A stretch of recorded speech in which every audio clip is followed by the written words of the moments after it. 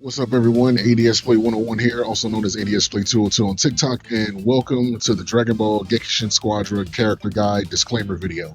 If you're new here, at the beginning of every series, I make a disclaimer video, and what it is intended to do is answer any general questions, give you a general understanding as to what to expect from the series, and make sure that the basic information is understood. Now, eventually, there will be changes to the game, new characters will be added, nerfs, buffs, and pretty much they will affect these guides in the future. So don't come to these videos several months to a year from now wondering why I didn't talk about something that didn't exist. I'm making these guides the fourth day post-launch, but don't be afraid to ask any questions if you feel like I haven't answered them. So of course, if you guys like the content, please follow on TikTok at ADSPlay202. Follow me on YouTube, ADSPlay101.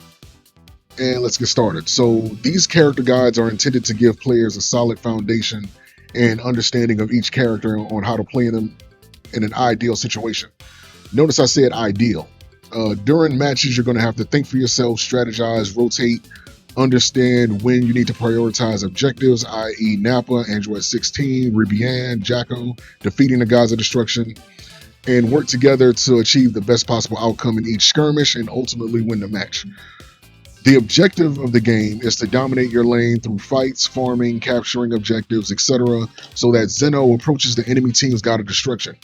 While Zeno is occupying their God of Destruction, your attacks become Gekishin attacks, which allows you to damage them and ultimately defeat them. Defeat every God of Destruction on the enemy team, proceed to capture the enemy team's Dragon Ball, and that's how you win the game. Now, it's three roles in this game. You have damage, which are the attackers, highlighted in red. You have the tanks, which are the defenders, which are marked by green. And you have the technicians, which are the supporters that are highlighted in blue. You also have side characters called helpers. And each role has their own set of helpers that they're locked into using. So for damage, you have Nail, who does follow-up attacks. You have World King, who boosts the attacks of yourself while you're nearby, and you have Bertamo, who pushes enemies away. For the defenders, you have Kaba, who raises your defense.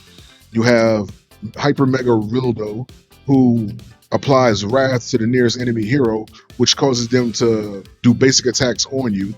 And then you have Hero Dragon, who dashes in a certain direction of your choice until he hits a wall or etc.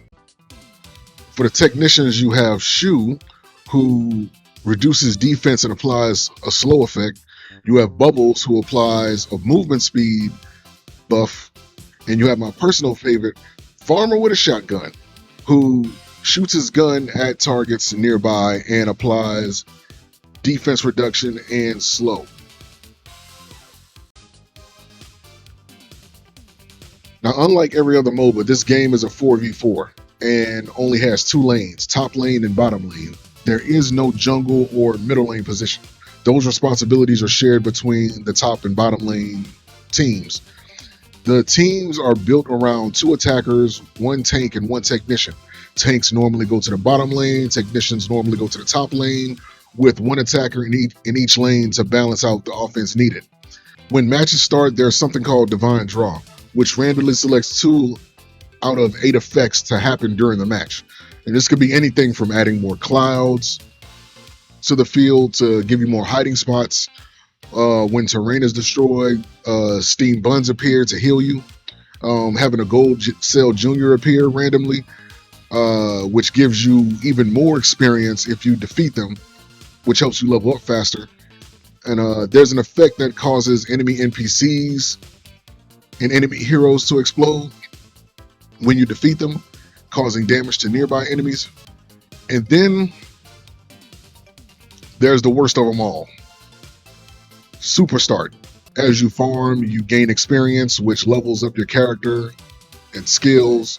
And when your skills gain appropriate levels, the range, damage, and effects of those skills increase. So basically you're getting late game damage at the very start of the game. Now with some of the divine card draws, they favor certain characters. Uh, with the super start effect, this is basically a broken effect that pretty much only benefits attackers for real. A few tanks and only about like 2 technicians, if that.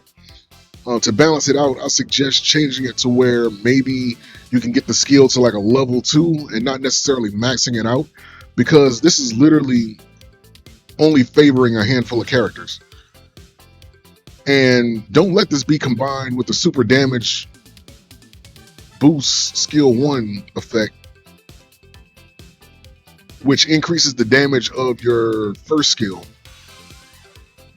In the first skill slot, I have to be very clear about that. If these 2 skills are combined during a match, you're basically one-shotting, because nobody in the game has their health built up to where you can withstand that much damage. So yes, that is something that has to be changed. So that's pretty much an introduction to Dragon Ball Gekishin Squadra.